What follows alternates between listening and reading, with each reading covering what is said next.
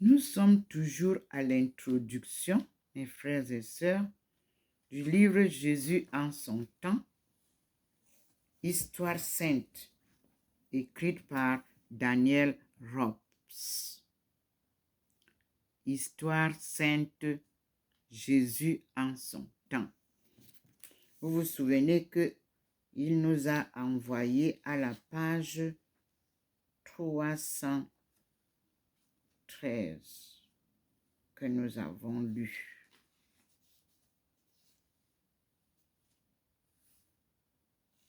Et ici, l'évangile à la page, il nous avait envoyé à la note, voire à la fin du présent ouvrage, la note 2. Jésus et la critique. Et nous avons lu, parce que nous étions à la page 37 du livre. Et nous avons vu qu'il fallait revenir sur la page 36 pour continuer. Et la page 36 nous renvoie à la page 35 qui a pour sous-titre l'Évangile 1 en 4 récits. Et nous avons la lecture qui nous avait envoyé à la page 141 que nous allons d'abord voir. Page 141.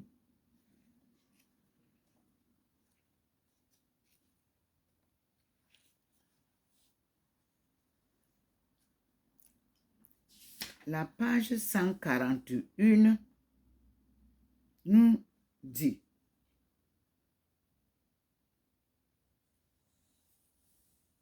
la réponse de Marie à l'ange. Comment se fera-t-il puisque je ne connais point d'homme? Fermez les guillemets. C'est Marie qui pose la question. Et le sous-titre de ce passage, c'est « La Vierge Mère et l'Enfant Dieu ». Marie, la réponse de Marie à l'ange. 2. Comment cela se fera-t-il puisque je ne connais point d'homme? Fermez les guillemets. Semble sous-entendre qu'elle voulait garder sa virginité. Il y a là incontestablement un faisceau d'arguments remarquables. Reste l'expression entre guillemets frère du Seigneur, fermez les guillemets, qui demande explication. Depuis longtemps déjà, l'étude la plus simple des langues sémitiques l'a fournie. En araméen, Aya. En hébreu, A, avec H, signifie à la fois frère, demi-frère, cousin, voire même proche parent. L'Ancien Testament fournit de très nombreux exemples de ce mot de frère, entendu dans un sens large. Abraham dit à Lot, Abraham, A-B-R-A-M, ce n'est pas le deuxième Abraham. Abraham dit à Lot, son neveu, 2. Ouvrez les guillemets, nous sommes frères. Vous lirez cela dans Genèse 13, verset 8. Et Laban emploie le même mot envers Jacob, son neveu aussi. Au premier livre des Chroniques, chapitre 23, versets 21 et 22, les fils de Kis sont qualifiés de frères, entre guillemets. Des filles des lézards, alors qu'ils sont en fait leurs cousins germains. Le terme donc a très bien pu signifier dans l'Évangile que Jésus avait des cousins et des cousines.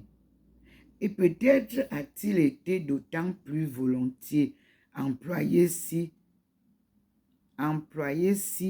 ses proches parents, les enfants de Marie de Cléophas, par exemple, ont vécu avec Jésus lui-même dans la même maison, comme il arrive souvent en Orient où les familles s'assemblent volontiers. Loisy, Loisy, confirmant ici la tradition de l'Église, a écrit : ouvrez les guillemets, je cite, « Le sentiment commun des exégètes catholiques ne peut être qualifié d'arbitraire. Aucun passage de l'Évangile, ni des actes, ni contredit. » Fermez les guillemets. Et l'on peut conclure sagement avec le père Lagrange, je cite entre guillemets, « Nous ne prétendons pas qu'il soit historiquement démontré que les frères du Seigneur étaient des cousins. Nous disons seulement qu'absolument rien ne peut être objecté à la perpétuelle virginité de Marie, que plusieurs passages de l'Écriture suggèrent et que la tradition affirme. » Fermez les guillemets à la ligne. L'image familière de Jésus, grandissant entre son père et sa mère dans l'humble maison de Nazareth, a donc pour elle beaucoup de vraisemblance historique, au moins quant aux jeunes années, et même si, après la mort de son père nourricier, Joseph, il a habité en compagnie de nombreux cousins. Sur cette période, nos renseignements sont maigres. Ouvrez les guillemets. L'enfant croissait et se fortifiait. Il était rempli de sagesse et la grâce de Dieu était sur lui. Fermez les guillemets. Vous lirez dans Luc, chapitre 2, verset 40. Fermez la parenthèse. Un seul épisode nous est rapporté qui se situe lors de la 12e année de Jésus. Entre guillemets, un juif de 12 ans a observé Mauriac, est déjà sorti de l'enfance. Fermez les guillemets. Légalement, en tout cas, et c'est sans doute à quoi a pensé l'évangéliste, à 12 ans, le petit Israël devenait, entre guillemets, fils de la loi. Fermez les guillemets. Il devait se soumettre à toutes ces minutieuses prescriptions et s'il les violait, subissait les peines prévues. Entre guillemets, fils de la loi, Jésus-Christ. Jésus, c'est une question.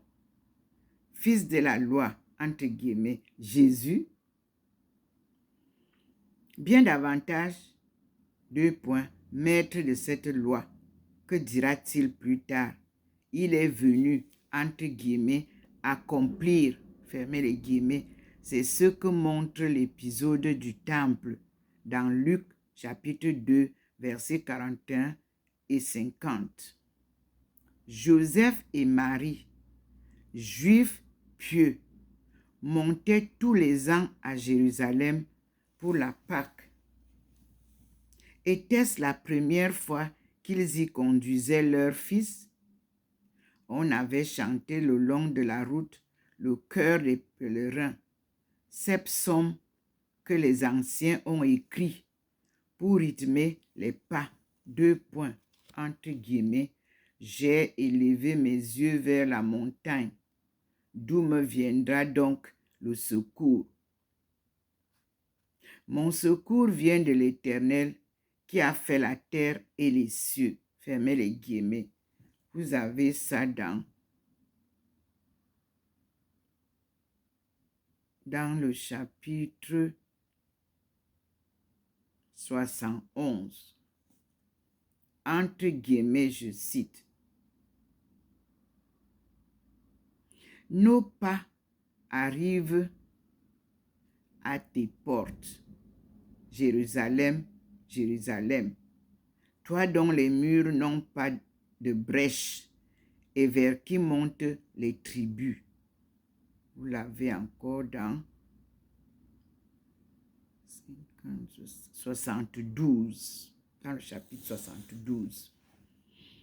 Puis, on avait mangé l'agneau et les pains sans levain, goûté au vin, aux herbes amères et à la sauce rouge de l'usage ancien.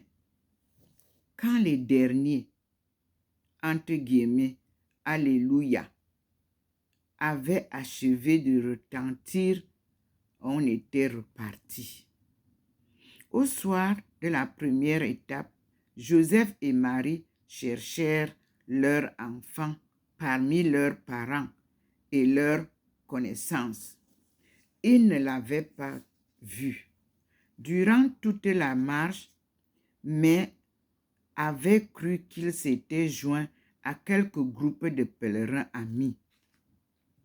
Inquiets, ils retournèrent à Jérusalem. Il leur fallut 3 jours pour le retrouver dans le temple. Sous les portiques, les docteurs et les maîtres de la loi enseignaient au milieu de cercles de disciples. Des enfants se mêlaient au groupe. Il arrivait même qu'on leur laissa poser des questions. L'historien Joseph a raconté que, gamin, il participait à ces joutes de l'esprit et la modestie n'était pas son fort.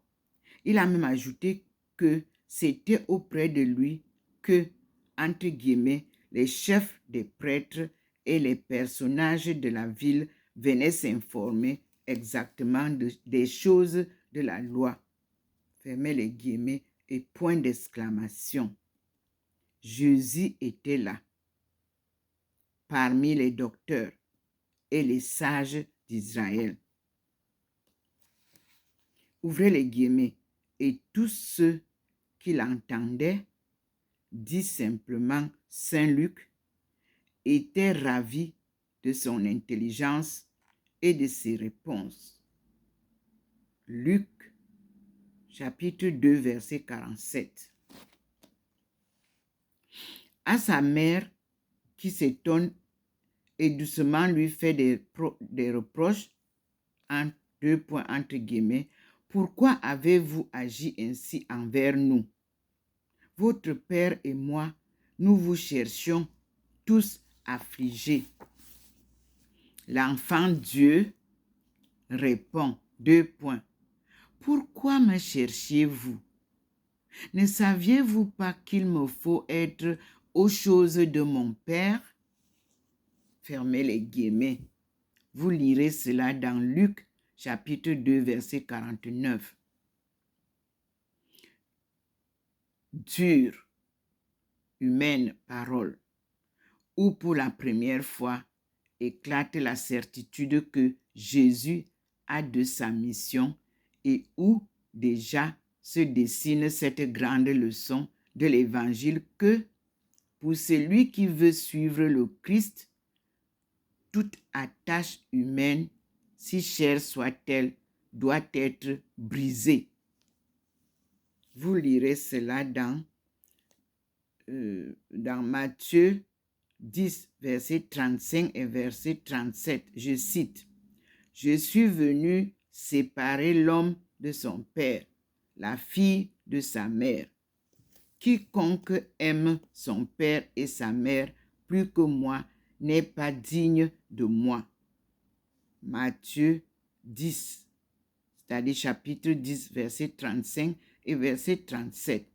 Saint Luc ajoute que les parents, entre guillemets, ne comprirent pas le sens de ce que Jésus leur avait dit. Fermez les guillemets. Cet unique épisode de valeur pourtant si significative n'a pas suffi à satisfaire la curiosité des foules et les apocryphes, spécialement l'évangile de l'enfance et celui dit de Thomas, ont multiplié les anecdotes sur cette période ignorée de la vie du Christ. Certains sont célèbres et charmantes. Jésus joue avec de jeunes camarades à façonner de petits oiseaux d'argile, puis il leur donne la vie, et les bestioles miraculeusement s'envolent quand il bat des mains.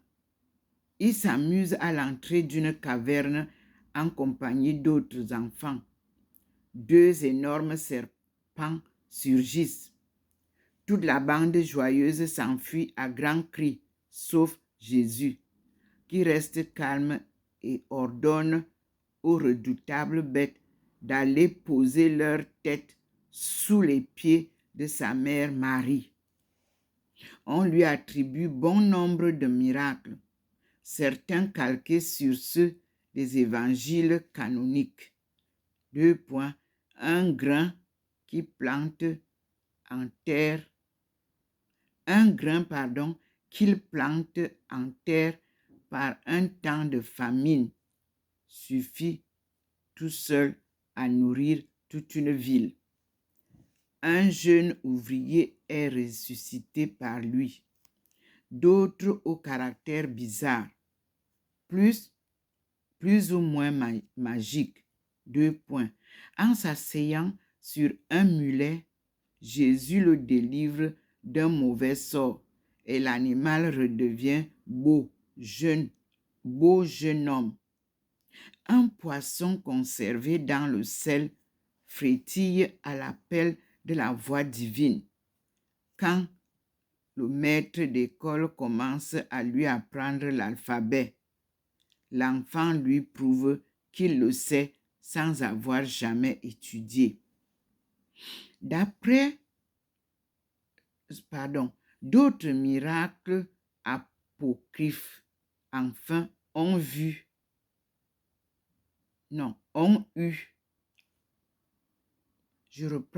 D'autres miracles apocryphes, enfin, ont un caractère déplaisant.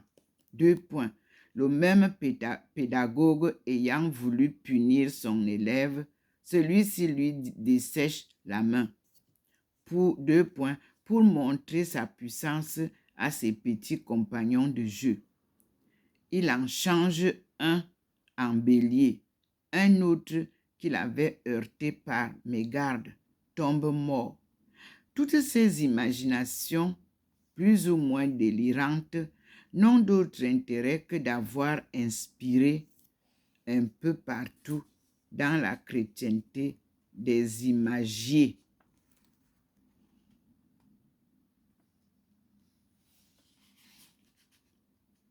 Du Moyen Âge. Les sculptures de nos cathédrales sont pleines d'allusions assez faibles. Elles n'ajoutent, il va de soi, rien à notre connaissance de l'enfant Dieu. Nous sommes arrivés à la page 140 qui nous fait passer à la vie cachée.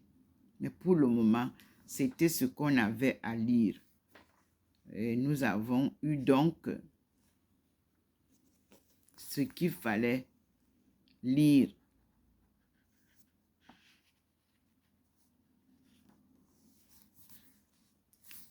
À cette page où nous étions à la page 47.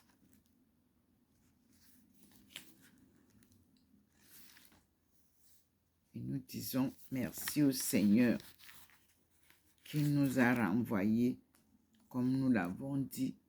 Vous avez vu que nous sommes partis de très loin lire.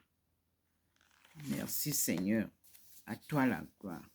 Et nous aurons l'occasion de lire Léon 13, qui nous guide vers la sainte face pour que nous comprenions.